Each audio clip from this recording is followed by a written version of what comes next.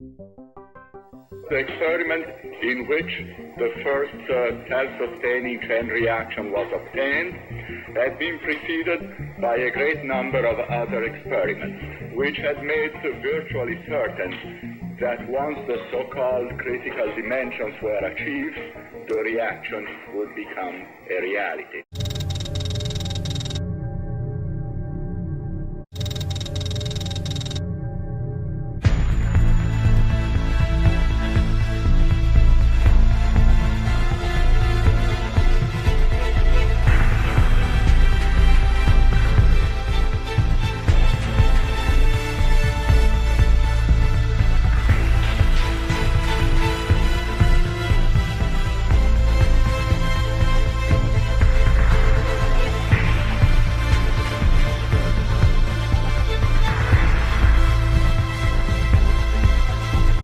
The Manhattan Project was the very start of a nuclear weapon age, which was a very important time in world history because it made the world a lot more dangerous. The United States has a legacy of being the only country to drop a nuclear bomb on another country. The United States didn't only drop one bomb, the United States dropped 2 bombs on Japan. The first bomb, Little Boy, was dropped on August 6, 1945 on Hiroshima, and 3 days later another bomb, Fat Man, was dropped on Nagasaki. A main reason World War II ended was due to the massive damage done to Japan, and confusion of never seeing a nuclear weapon that could cause mass destruction after the US dropped 2 atomic bombs. Once the United States dropped the atomic bombs on Japan, other nations such as Russia and the United Kingdom started experimenting in creating nuclear weapons. The United States made nuclear weapons after they discovered information suggesting that Germany was trying to build such a weapon. The Manhattan Project started in 1942 with the purpose of creating a nuclear weapon before the Nazis did. Enrico Fermi was the main scientist spearheading the project at the University of Chicago. On December 2, 1942, the scientists gathered at the MET lab and successfully operated the first atomic reactor. Once the research was completed, it was sent to Oak Ridge, Tennessee, Los Alamos, New Mexico, and Ridgeland, Washington. Once they were successful in creating atomic bombs, 4 were created but only 3 were used.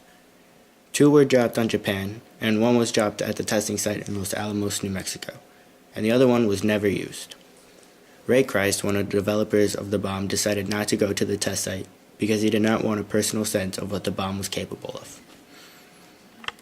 Walker, a citizen from Japan who witnessed both nuclear bombs, stated, "I don't know, I guess there would have been a lot more dead people in an invasion, but not all in one place. It's hard to say it should have been bombed," after being asked whether the bombs were justified.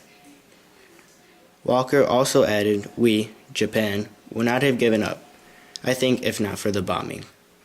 She further explained that each home had bamboo spears near the front door in case of an American invasion. Everyone, including children, were instructed by the government not to surrender to Americans. The U.S. Army's project in Los Alamos, New Mexico, codenamed Trinity, was part of the Manhattan Project. On July 16, 1945, the Trinity test was the very first ever nuclear detonation, resulting in an explosive power of 21 kilotons of TNT. Afterward, Dr. J. Robert Eibenhower, director of Los Alamos, quoted a line from Hindu scripture. "Now I am become death, the destroyer of worlds."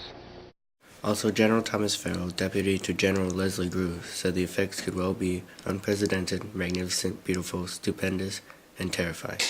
No man-made phenomenon of such tremendous power had ever occurred before. When Mr. Christ learned the bombs had been dropped on Hiroshima and Nagasaki in 1945, he felt responsible, stating that you do what you have to do to survive and for your country to stay alive. Mr. Christ added, speaking for himself and his colleagues at Columbia, "But we were very unhappy about what we were doing." President Harry S. Truman was quoted saying the atom bomb was no great decision, it was merely another powerful weapon in an arsenal of righteousness, and later saying, "We can do the men of science no greater honor than to reaffirm our determination that men's increasing knowledge must be used for good." The American public was scared after the Soviet Union detonated its first atomic bomb in 1949. Aware of its destruction on cities, but not yet knowing the damage of radiation sickness or radioactive fallout away from ground zero that it creates after a nuclear blast was nerve-wracking. With the first atomic weapon being produced by a fission reaction, according to NebraskaStudies.org, uranium was compressed into a critical mass where enough radioactive material came together to create a self-sustaining nuclear chain reaction. Millions of free neutrons would hit uranium or plutonium atoms and break them apart, releasing more neutrons. An explosion resulted. The resulting explosion of this fission reaction was the equivalent of at least 15,000 tons of TNT, the most powerful conventional explosive. In the parlance of the time, the Hiroshima bomb was a 15-kiloton weapon.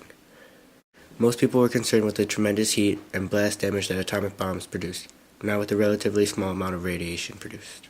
So in 1951, Congress created a Federal Civil Defense Administration, which was set up to educate and try to reassure the country that there are things that can be done to survive an atomic attack.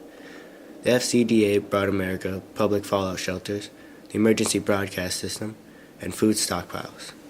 This administration also had a university study done on emotion management during the early days of the Cold War. They had elementary teachers try different techniques to teach and prepare kids for an attack, from drills to wearing dog tags like the military would use for identification purposes. The Chicago government worked with CPS in 1951 to create an instruction manual how to survive an atomic blast. This was necessary because Chicago was selected as a missile site and had 13 rocket bases that surrounded the perimeter of Chicago. These missile bases had the ability to protect the city from any missile attacks, but Chicago also considered placing 5 nuclear missile installations in surrounding suburbs. Some scientists believe that in doing this, the heavily populated city of Chicago would become a target. Meanwhile, the FCDA decided the best way to promote these preparedness measures around the country was an educational film that would appeal to children. In 1951, the agency awarded a contract for the production of a New York firm known as Archer Films. In January of 1952, Archer Films completed and named the title after the duck and cover drills. They thought the phrase would work as a title. Dum-dum, diddle-dum-dum, there was a turtle by the name of Bert, and Bert the turtle was very alert. When danger threatened him, he never got hurt. He knew just what to do. He ducked and covered, ducked and covered. Many remember duck and cover drills in their schools. One man, Alex Martin, said it was a little bit like a fire drill, except you don't run outside. Ted Sorensen, JFK's special counsel, remembers duck and cover drills, and admitting even fallout shelters wouldn't have done much good. If they were truly airtight, and if you could truly stay down there for weeks and weeks until the nuclear fallout had passed, some people might have survived that way. To recap, under the west stand of Stagg Fields in a heavily guarded laboratory at the University of Chicago became the birthplace of an atomic bomb. And it all started with the physicist Enrico Fermi, a Nobel Peace Prize winner in physics in 1938.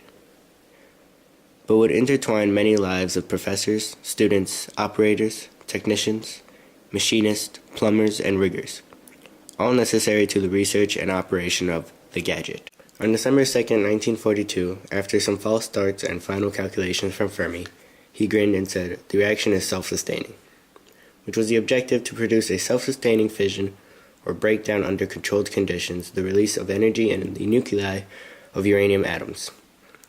With that nuclear reactor accomplished, Fermi and the others moved to Los Alamos, New Mexico, to work on the development of the atomic bomb, allowing for the first A-bomb gadget to be made and was exploded on July 16, 1945, within a test site.